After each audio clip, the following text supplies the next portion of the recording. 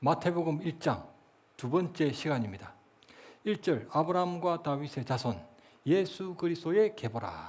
마태복음 1장 족보는 아담으로부터 시작되는 인류의 족보가 아니라 아브라함으로부터 시작되는 이스라엘의 2000년 역사를 정리한 기록입니다. 예수 그리스도의 혈통은 이스라엘의 시조 아브라함으로부터 시작되었고, 예수 그리스도의 왕통은 이스라엘의 왕 중 왕 다윗으로부터 시작되었다는 것을 증거합니다. 아브라함과 다윗은 유대인들에게 가장 존경받는 인물들입니다. 헬라어로는 1절이 아브라함보다 먼저 다윗이 언급되어 족보는 아브라함의 혈통보다 다윗의 왕통을 더 강조합니다. 그러나 3절 시아버지 유다로부터 쌍둥이를 낳았던 며느리 이방 출신 다말이나 5절 이방 가나안 출신이었고 기생이었던 라합이나 하나님이 정말 싫어하시는 이방 모압 출신이었던 여인 룻이나 6절 다윗의 충신 우리야의 아내 바세바는 사람이 보기에는 전부 정통성이었고 다 정결해 보이지 않기 때문에 예수 그리스도의 족보에 전혀 어울리지 않습니다. 무엇보다 다윗은 우리야의 아내에게서 솔로몬을 낳고 먼저 언급된 여인들 다말과 라합과 룻과는 달리 다윗은 바세바가 아니라 우리야의 아내 곧 유부녀에게서 그의 아들을 낳았다고 그 죄가 여과 없이 기록되어 다윗의 죄도 강조되고 있습니다. 다윗이 우리야의 아내를 범했던 성폭행, 우리야를 최전선으로 내몰았던 살인 교사, 바세바를 자기 아내로 삼았던 가정 파괴의 죄의 결과가 솔로몬을 낳은 것이었습니다. 당시 유대인들은 다윗을 이스라엘의 가장 위대한 왕 중 왕으로 존경했지만 그런 다윗 왕일지라도 예수 그리스도께 반드시 구원을 받아야만 하는 한 명의 죄인에 불과하다는 것을 증거했습니다. 마태복음 1장 족보는 구약 성경 예언대로 예수 그리스도께서 다윗과 아브라함의 자손으로 오셨다는 면에서는 긍정적인 내용이지만 그 족보에 언급되는 여인들을 감안할 때는 결코 자랑스러운 족보가 아닙니다. 그럼에도 불구하고 마태복음 족보가 우리에게 교훈하는 바는 모든 성경 족보에 언급되는 모든 인물이 죄인이지만 마지막 족보에 해당하는 마태복음 족보 끝에 태어나신 예수 그리스도께서 그 족보로 이어졌던 죄인들의 족보를 끝내시고 주 예수 그리스도 안에 있는 모든 믿는 자의 생명책을 완성하신다는 의미입니다. 오늘 본문 마태복음 1장 16절부터 18절입니다. 야곱은 마리아의 남편 요셉을 낳았으니 마리아에게서 그리스도라 칭하는 예수가 나시니라. 그런즉 모든 대수가 아브라함부터 다윗까지 14대요 다윗부터 바벨론으로 사로잡혀 갈 때까지 14대요 바벨론으로 사로잡혀 간 후부터 그리스도까지 14대더라.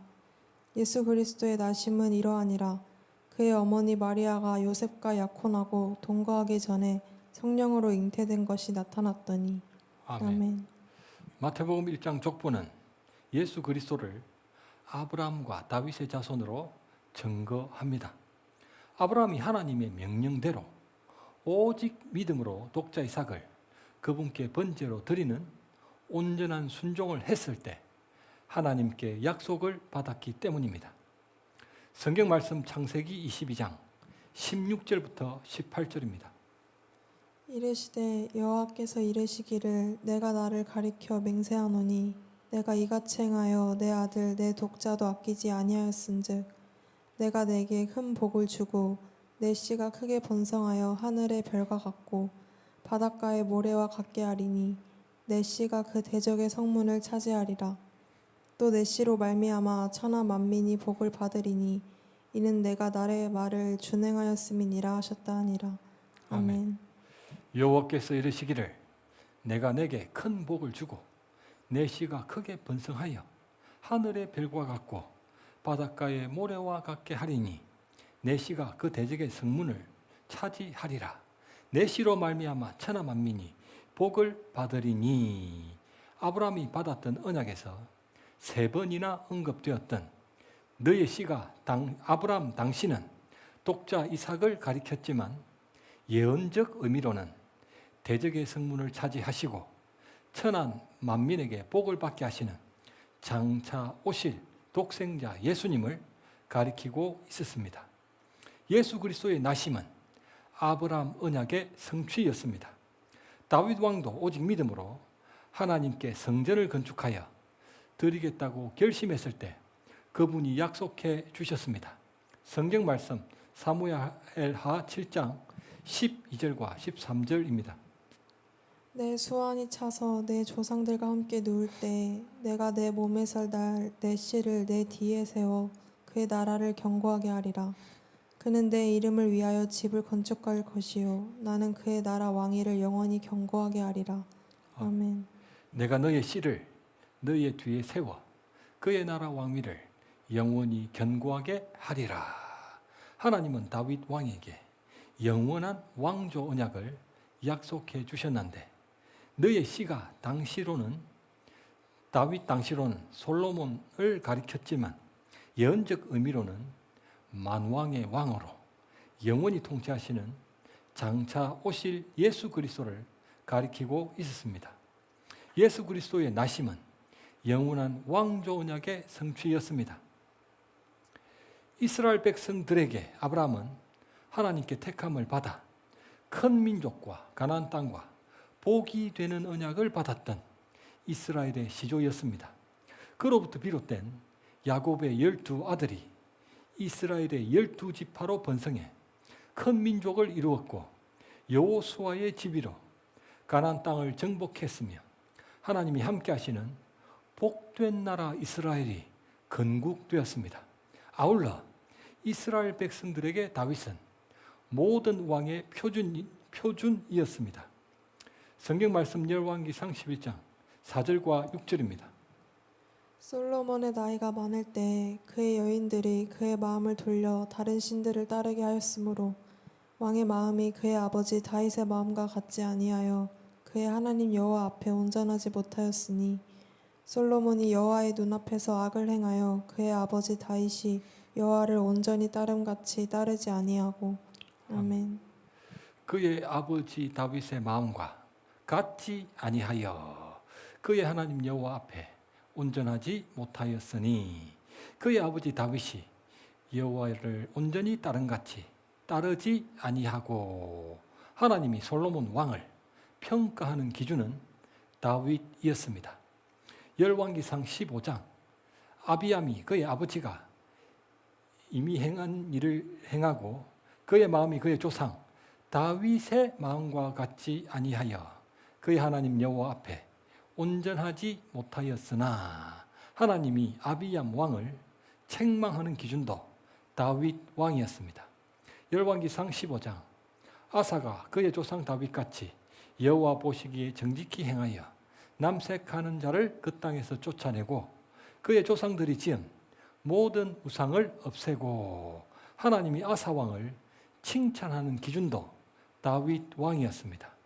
열왕기하 14장 아마샤가 여호와 보시기에 정직히 행하였으나 그의 조상 다윗과는 같지 아니하였으며 열왕기하 18장 히스기야가 그의 조상 다윗의 모든 행위와 같이 여호와께서 보시기에 정직하게 행하여 여호와 하나님이 북이스라엘 왕국의 모든 왕을 판단하시는 기준은 금송아지를 하나님으로 섬겼던 북이스라엘 초대왕 느밧의 아들 여로보암이었지만 남유다 왕국의 모든 왕을 판단하시는 기준은 그분 말씀에 오직 믿음으로 순종했던 다윗이었습니다.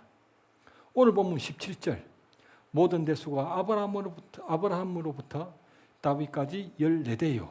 다윗부터 바벨론으로 사로잡혀갈 때까지 14대요. 바벨론으로 사로잡혀간 후로부터 그리스도까지 14대더라. 다윗까지 14대요. 사로잡혀갈 때까지 14대요. 그리스도까지 14대더라. 14가 3번 반복됩니다. 히브리어로 기록된 구약 성경은 모음이 없이 자음만으로 기록되었기 때문에 다윗의 이름 히브리어 자음 달렙 와우 달렙은 영어 알파벳으로는 DVD, 데이비드, DVD입니다. 고대 언어들은 게마트리아라 불리우는 알파벳 각 글자에 소리 값인 음가를 붙였는데 다윗의 히브리어 이름 DVD의 음가 4, 6, 4의 총합이 바로 14였기 때문에 유대인들에게 14는 다윗을 가리키는 상징수였습니다. 만일 마태복음 1장 17절을 구약 성경처럼 히브리어로 번역한다면 유대인들에게는 다음처럼 읽혀질 것입니다. 그런즉 모든 대수가 아브라함부터 다윗까지 다윗이요. 다윗부터 바벨론으로 사로잡혀 갈 때까지 다윗이요. 바벨론으로 사로잡혀간 후부터 그리스도까지 다윗이더라. 이렇게 읽혀진다는 것입니다.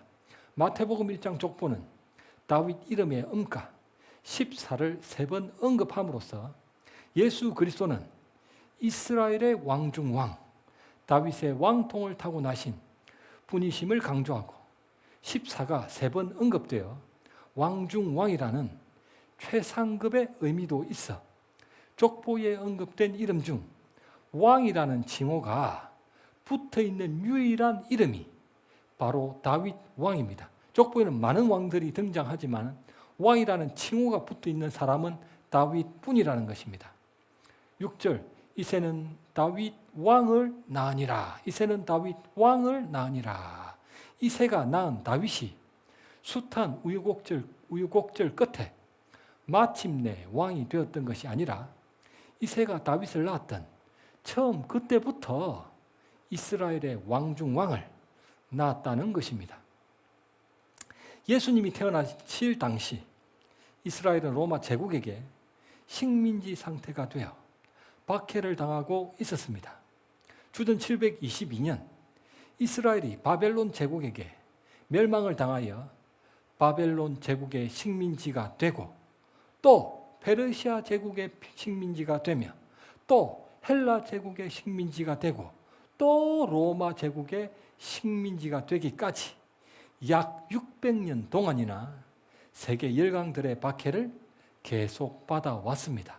그래서 이스라엘 백성들은 사무엘하 7장에 언급되는 영원한 왕조 언약처럼 다윗과도 같은 제2의 왕 중 왕이 와서 로마 제국을 정복하고 이스라엘을 해방시켜 창세기 22장에 언급되는 대적의 문을 얻는다는 예언처럼 세계 최강 나라가 될 것이라고 믿고 기다렸기 때문에 아브라함과 다윗의 자손 예수 그리스도의 계보라는 마태복음 1장은 이스라엘 백성들에게 복음 중에 복음이었습니다. 그뿐 아니라 유대인들 기대 이상으로 아브라함이 모리아 산에서 독자 이삭을 내어주었듯 하나님도 갈보리 산에서 독생자 예수님을 내어주십니다. 다윗의 아들 솔로몬이 예루살렘 성전을 일으켰듯 하나님의 아들 예수님도 새 예루살렘 성전을 일으키십니다. 성경 말씀 요한복음 2장 19절부터 22절입니다. 예수께서 대답하여 이르시되 너희가 이 성전을 헐라 내가 4일 동안에 일으키리라. 유대인들이 이르되 이 성전은 46년 동안에 지었거늘 내가 3일 동안에 일으키겠느냐 하더라. 그러나 예수는 성전된 자기 육체를 가리켜 말씀하신 것이라. 죽은 자 가운데서 살아나신 후에야 제자들이 이 말씀하신 것을 기억하고 성경과 예수께서 하신 말씀을 믿었더라. 아멘. 아브라함의 자손이라는 조건도 다윗의 자손이라는 조건도 충족시키신 예수님은 십자가와 부활을 통해 새 예루살렘을 완성시키십니다. 오늘 본문 17절 아브라함부터 다윗까지의 14대는 다윗의 왕국 이스라엘의 흥왕기였고 다윗부터 바벨론까지의 14대는 다윗의 왕국, 이스라엘의 쇠퇴기였으며 바벨론부터 예수님까지의 14대는 새로운 다윗의 왕국이 준비되는 기간이었습니다. 제2의 왕 중의 왕이 나셨으니 그분 나라가 세워집니다. 다윗 왕은 요한계시록에 언급되는 다윗, 발람, 이세벨, 모세, 구약 인물 4명 중 요한계시록에는 구약의 인물들이 4명이 딱 언급되는데 다른 이름들은 딱 한 번씩만 언급되지만 유독 다윗의 이름은 3번 언급됩니다. 3번이 언급되어 요한계시록에서는 이기는 자, 누가 이기는 자냐? 바로 다윗이 이기는 자의 모델로 등장하고 있습니다. 오늘 본문 16절, 야곱은 마리아의 남편 요셉이 낳았으니, 다시 오늘 본문 16절, 야곱은 마리아의 남편 요셉을 낳았으니, 야곱은 마리아의 남편 요셉을 낳았으니 마리아에게서 그리스도라 칭하는 예수가 나시니라. 유대인들이 족보를 기록하는 방식을 알아야 합니다. 2절, 아브라함이 이삭을 낳고 이삭은 야곱을 낳고 야곱은 유다와 그의 형제들을 낳고. 유대인들이 족보를 기록하는 방식 중 일반적인 경우에는 어머니가 아니라 아버지가 아들을 낳았다는 형식으로 기록되었습니다. 2절, 아브라함은 이삭을 낳고 남자가 남자를 낳고 이삭은 야곱을 낳고 아버지가 아들을 낳고 야곱은 유다와 그의 형제들을 낳고 이렇게 기록되었다는 것입니다. 일반적으로는 고대 유대 사회도 가부장적인 사회였기 때문입니다. 일반적으로는 유대인들 족보에 여자들의 이름이 나오지 않습니다. 그러나 족보에 어머니 이름이 언급되는 특별한 경우가 있습니다. 3절, 유다는 다말에게서 베레스와 세라를 낳고 5절, 살몬은 라합에게서 보아스를 낳고. 족보에서 어머니 이름이 언급되는 특별한 경우는 아버지가 어머니에게서 아들을 낳았다는 형식으로 기록이 되었습니다. 5절, 보아스는 룻에게서 오벳을 낳고 6절, 다윗은 우리아의 아내에게서 솔로몬을 낳고. 아버지가 어머니에게서 아들을 낳았다는 기록 형식입니다. 16절, 마리아는 야곱의 남편 요셉을 낳았으니.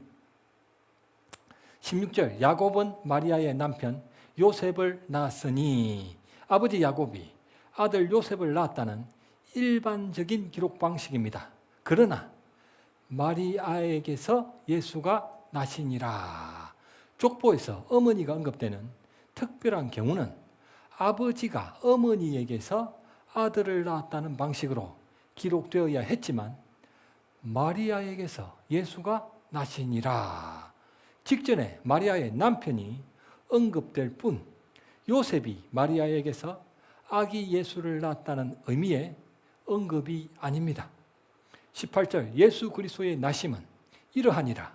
그의 어머니 마리아가 요셉과 약혼하고 동거하기 전에 성령으로 잉태된 것이 나타났더니. 아기 예수님은 요셉이라는 아버지가 마리아에게서 낳았던 것이 아니라 성령으로 잉태되어 마리아 홀로 여자가 낳은 아들이었기 때문입니다.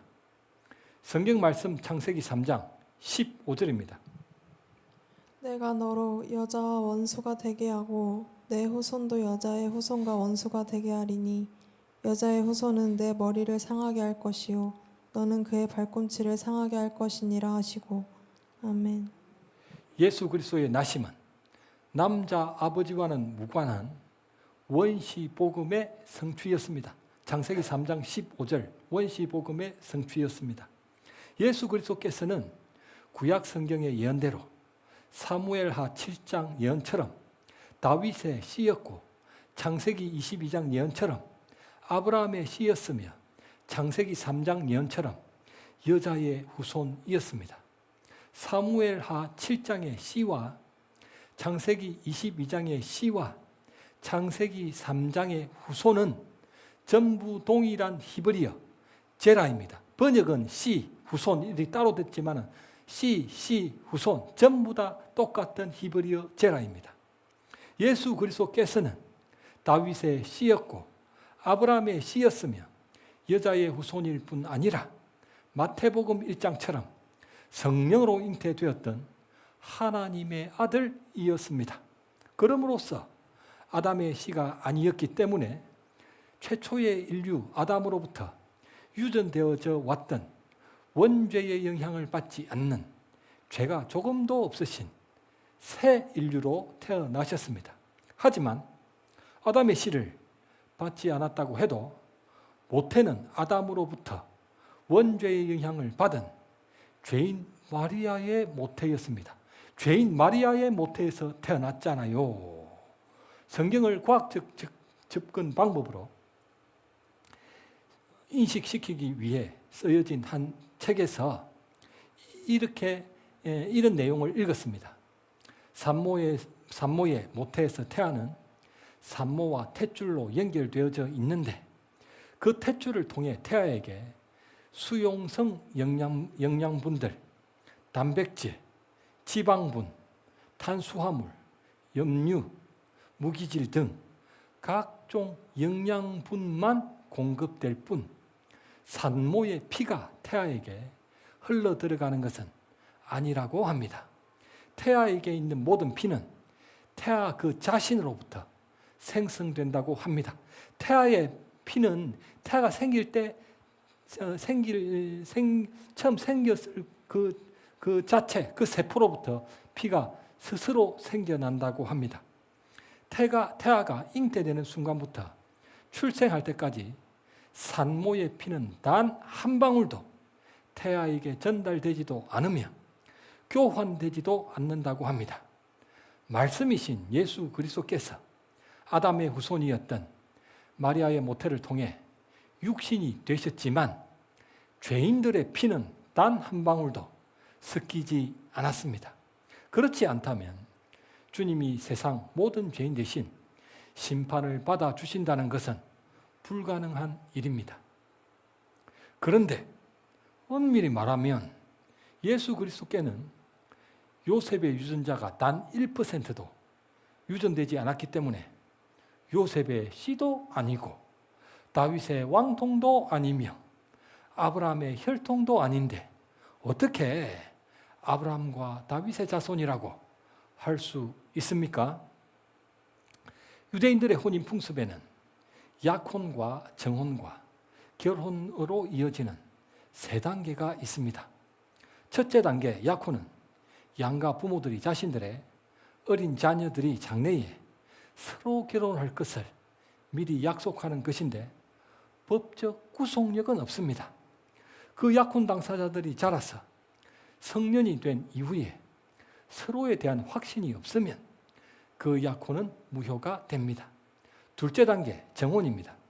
18절 마리아가 요셉과 약혼하고 동거하기 전에 성령으로 잉태된 것이 나타났더니 요셉과 마리아가 맺었던 약혼은 정확하게 표현하면 첫째 단계 약혼이 아니라 둘째 단계 정혼이 맞습니다. 정혼이 맞습니다. 정혼은 부모님이 맺었던 약혼을 성년이 된 자녀들이 받아들일 때 그 사실을 마을 사람들 앞에서 공식화하고 법적으로 사실혼 단계로 들어가는 것입니다. 그런데 정혼 단계에서는 결혼하기까지 1년 동안 동거는 불가능했지만 법적 구속력과 법적 보호가 발생하게 되어 이혼을 통해서만 부부 관계를 정리할 수 있었습니다. 그래서 1장 20절 주의 사자가 현몽하여 이르되 다윗의 자손 요셉아 내 아내 마리아 데려오기를 무서워하지 말라. 내 아내라 했다. 내 아내. 그에게 잉태된 자는 성령으로 잉태된 자니라. 당시 요셉과 마리아가 아직 결혼 이전이라 동거는 하지 않았지만 정혼 곧 사실혼 단계였기 때문에 주의 사자가 요셉에게 너의 아내 마리아라고 했고 마리아에게 잉태된 자는 성령으로 된 것이라고 말했습니다. 1장 16절에서는 마리아의 남편 요셉이라고도 표현했습니다. 셋째 단계 결혼은 정혼을 한 지 1년이 되면 혼인잔치를 벌리고 남편이 아내를 데리고 와서 동거할 수 있는 부부로 함께 살기 시작합니다. 오늘 본문에 등장하는 요셉과 마리아는 유대인들의 혼인 풍습 중 둘째 단계에 해당하는 정혼 상태였습니다. 두 사람은 법적으로는 이미 부부면서도 동거는 할 수 없었지만 법적 구속력과 법적 보호가 발생하고 있었고 결혼식만 앞두고 있었습니다.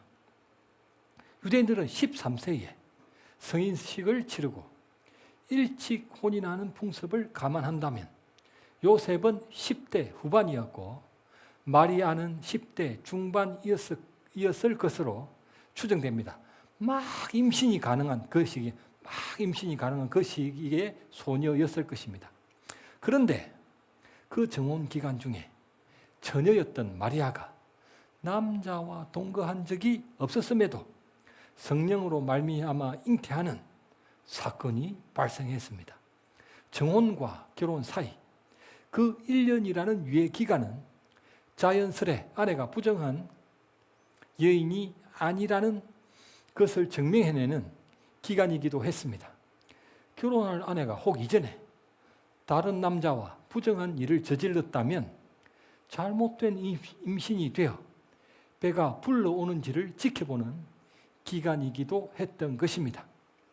유대 사회는 명예와 수치를 매우 중요하게 생각하는 가부장적 사회이기 때문에 마리아의 혼전 임신은 매우 수치스러운 일이 아닐 수 없었습니다. 우리는 이 사건의 전말을 다 알고 있기 때문에 아주 경이로운 일이라고 하지만 당시 사람들에게는 몹시 경악스러운 일이었습니다. 18절 마리아가 요셉과 약혼하고 동거하기 전에 성령으로 잉태된 것이 나타났더니, 그렇다면 예수님이 요셉의 DNA와는 아무런 연관이 없는데 예수님을 그 족보에 올리는 것은 족보라는 사문서 위조가 아닙니까? 예수님이 요셉과 마리아의 사실혼 관계에서 태어나셨기 때문에 사문서 위조가 아니라 법적으로는 요셉이 예수님의 아버지가 맞았습니다. 예수 그리스도께서는 사무엘하 7장 예언과 창세기 22장 예언에 의하면 다윗의 왕통과 아브라함의 혈통을 타고난 요셉을 아버지라고 불러야 합니다. 그러면서도 창세기 3장 예언에 의하면 요셉의 DNA는 없어야만 합니다.